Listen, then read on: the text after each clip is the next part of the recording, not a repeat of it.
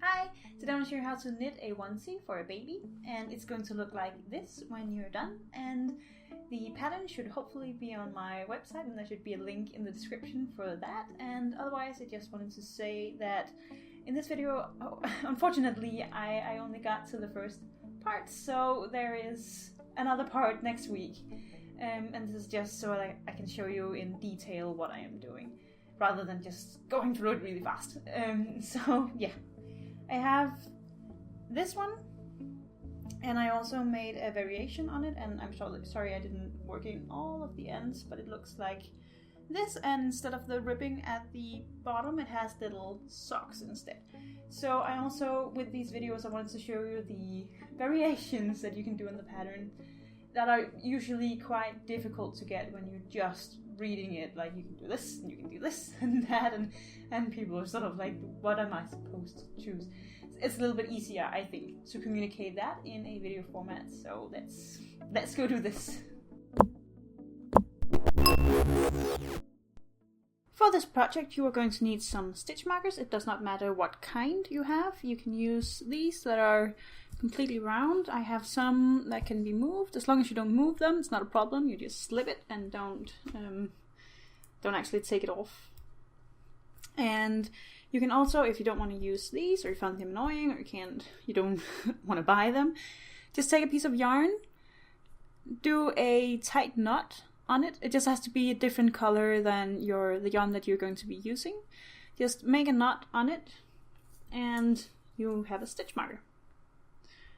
And as long as it doesn't break apart or get lost, then you'll be just fine. This can be slit just as well as this can.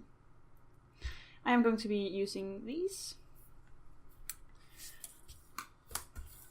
Then I am going to be using some yarn, which is 165 meters per 50 grams. And I'll try and see if I can find that in yards and ounces. I think it's measured in American terms. Your needles need to be 3 millimeters, and that is the equivalent of a US size 3.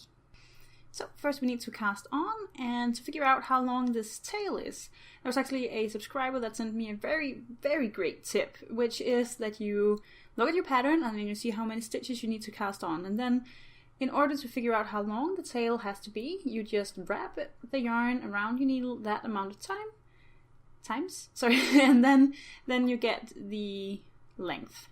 So every turn represents 1 stitch. So that was 3, 10, and I'm just going to do this a couple of times. I'm not going to cast on for an actual onesie this time, because there are different sizes in the pattern, so you should just look at what you want to do. So let's say that was how many stitches I wanted. I've figured out that it's a very bad idea to just leave it, just leave it to unravel on its own, so you can just pop it off. That's much easier. And then I like to take just a little bit more, because I need something for sewing in the tail at the end. Now make a slip knot, if that is how you start your cast on. I always do. You don't actually have to do it, but I like the security of having one. And then you're just going to cast on the amount of stitches that are in your pattern that you need. And of course, as normal, you can cast on 2 needles if you think this is going to be too tight. Or you can, if you really want to learn how to control the tension of your cast on, you can do this and then pay very close attention to the size of this knot underneath your needle. Or alternatively, you could go up a needle size and cast on. The reason I'm saying this is because when I cast on 2 needles, I think that becomes way too big. That's just, the loop just becomes huge, and I think that makes a very noticeable cast on, and I don't really like that. I'm just going to cast on the rest and then I will return. So now I have cast on and I need to move on to my first row. The first row is going to be a sit-up row, and you need to decide here whether or not you want some ribbing to start your onesie. So on this one, I knit a little bit of ribbing at the beginning and then I did my sit-up row. If you want to attach a hood to this at some point, do not do the ribbing. If you don't want to do the hood or anything else to finish it, it will be very nice to do either a rib, so that is purl to, knit to, or some moss stitch or something just to give it that little nicer edge. But once you've done that, and that should just take, I think I did 3 rows of that on this onesie, which is the smallest size. So I think 3 on the smallest, 5 on the next one, and then up to 8 or 9 on the biggest size. But otherwise, you're going to do a sit-up row. Or after that, if you choose to do some well, you would start with the finishing. So, what you're going to do is you're going to look at your pattern, and then you are going to knit every stitch until you reach a point where it says to place a marker. So, for example, that could be here. And all you're going to do is you're going to knit up to that point. Then you're going to slip a marker onto it, and then you're going to knit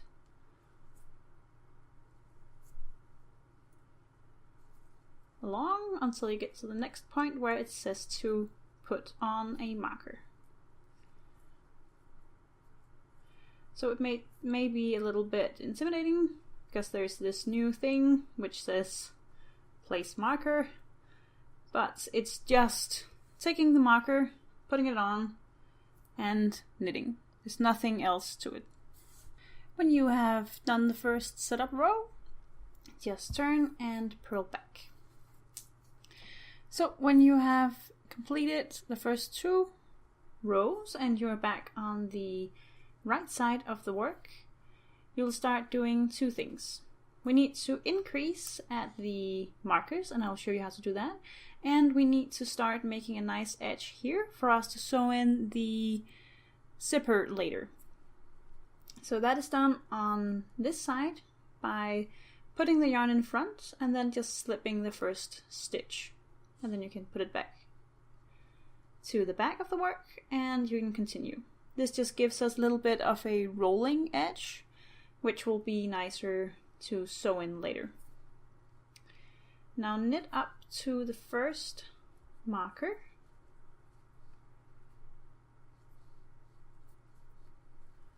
This is why I didn't take the actual size of this, because that would be too much, I think. And in the pattern I only give you one choice, and that is to yarn over, slip the next marker, knit one, yarn over, and then knit onto the next. So you'll just knit on to the next one, do the same at the next marker. Now another thing that I wanted to show you, which you can do if you want to, this will give you a, whoops, I'm dropping it. No, okay, no, okay. Another thing you can do if you want a tighter seam, so this will give you a row of holes like this. But if you want a tighter seam here, you can start by doing a right leaning, so to this, towards this side, increase by by grabbing the yarn that is in between here. You can see when I stretch these apart, I get a little bit I get a piece of yarn hanging out here. And what I can do is I can hang that on my left needle, so that the short piece is in front and the long piece is in the back. And then I can put in my needle here and knit that stitch. And if this had stayed on, I would just slip the marker, then I would knit one, and then I would do a left leaning increase. So I would put it, before I put it here from the front to the back, now I'm going to put it on the back to the front. So now I have a long piece in front and a short piece in back, and then I'm going to enter the back here and knit that. So I get the same result. I have just increased 2 stitches. You can do this with whatever increase you want to. If you want to knit front and back, or if you want to do a different increase, just any increase you want, that will be fine. I think this looks very nice, and I can show you. I have done this. I think I've shown you a million times by now, but this is that increase. This will look like this. You get a little bit of a raised edge in the middle, and otherwise that's just that.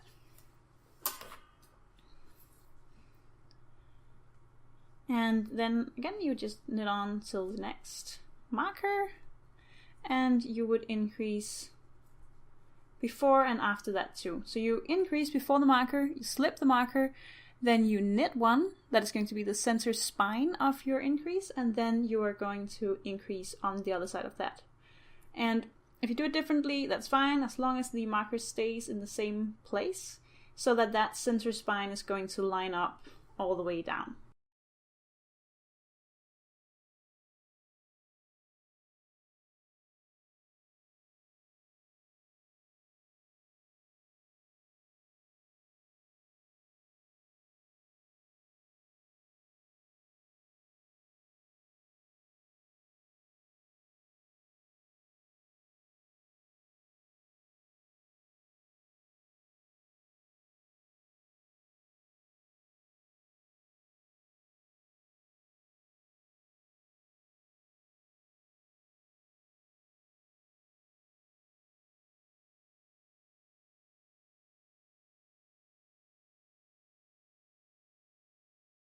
Okay, so when you have completed the row with the increases and you have purled back and remembered it's not super important. If you forget or you don't want to do the edge out here, that's completely fine. It's not that necessary.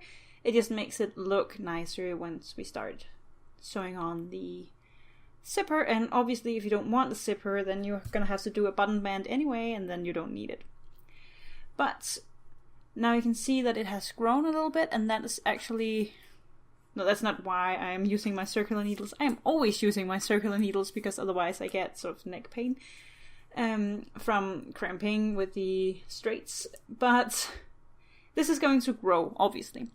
You're increasing 8 stitches for every row, and therefore at some point you are going to need the cable or some very long straights. That's up to you. So when you continue this, what you're going to get is something that looks like this.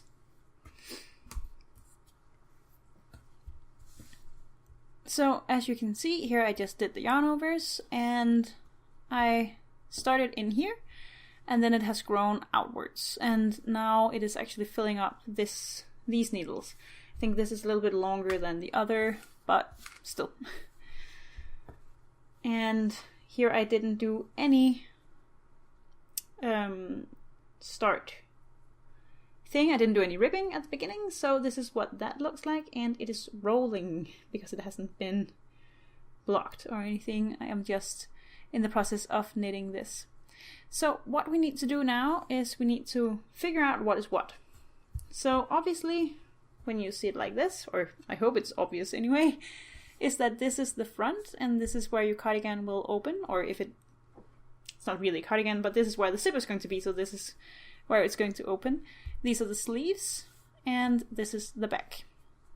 So basically you can pinch it like this, and you'll see how big it is. Now if you have some clothing, or you actually have the baby to fit it on, that would be amazing, because then you can just see whether or not it's going to fit. Well, more or less, because the yarn is going to be different after you wash it, but you know, you can see if you're sort of in the ballpark of nailing that size. Otherwise, I would suggest that you measure at this point and you make sure that you're actually getting the standard size. I think I included some in the pattern so that you can see whether or not your tension and everything is lining up. If it isn't, it's not a big deal. You'll just do more or less rows until this is the correct size. So it's really forgiving in that sense, and I think it's a really great beginner pattern actually, even though it does have some parts of it that are a little bit tricky. So what we are going to do now is that we are going to... Is that not where no, I am over here. I ended on a purl row. That's it's not great. I will just purl this row and then I will return. And then we are going to split the... We're going to take off the stitches for the armhole, and we're going to just work on the body for now. But let me just purl back and I will return. Okay, so now I am at the right side, and what I am going to do is that I am going to get some other yarn and a needle. So there is a reel, and here is some yarn. Oops.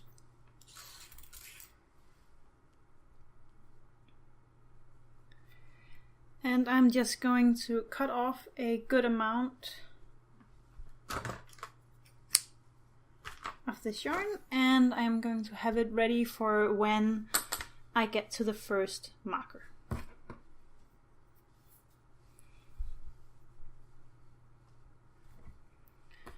Oops. And then I tangled it in the yarn, of course. Here we are. So the only thing I am going to do is I am going to start as normal. So that is with my edge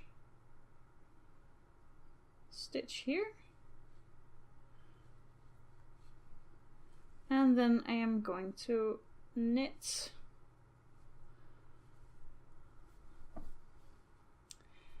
up till the point where my first marker is. Okay, so that is the first marker, and I'm just going to take it off. Then I will get my needle and my yarn in a different color. And before I start taking off these stitches, I will just slide these onto the cable so that I don't lose these. And I'll also drop the green yarn here. And then I will just start to slip these stitches onto the yarn.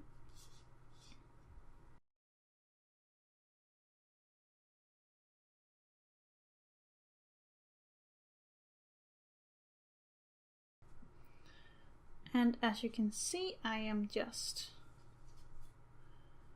going into them purlwise and slipping them off. If you don't have as long a needle as I have, you can just take it out onto the yarn as you go along, and the yarn is going to hold those stitches for us until we get back and start working on the sleeves. Oh, here my yarn actually broke.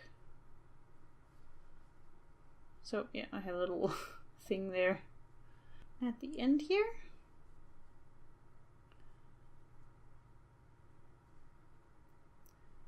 I'll just go up to the marker again and remove that.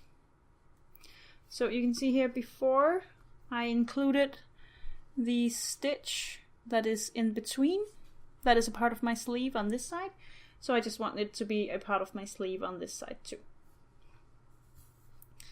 Then you can take the yarn here, and I'll just hold one end and just pull it through. So now I just have one piece of yarn. What I want to do now is close this. Oh, first I have to just put my needle back in here. And then I am putting the needles together, and then I like to just have a little bit of a knot here.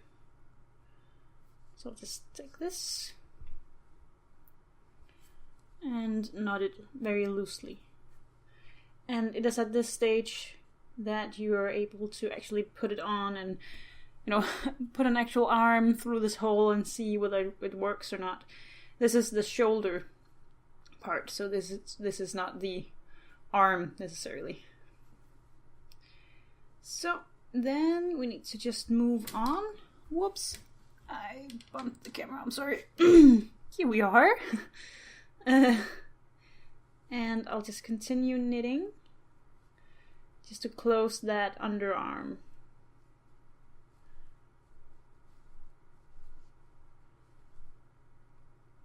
That underarm hole, I'm sorry. Yeah. And so there is going to be a little bit of a gap, and we will fix that once we pick up the stitches for the sleeve.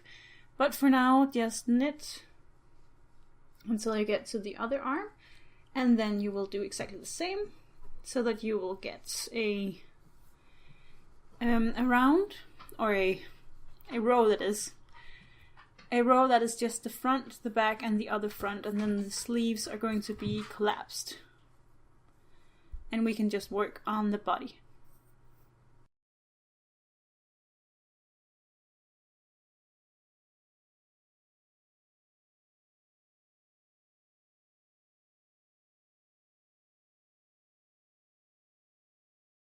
So this is what we've got now.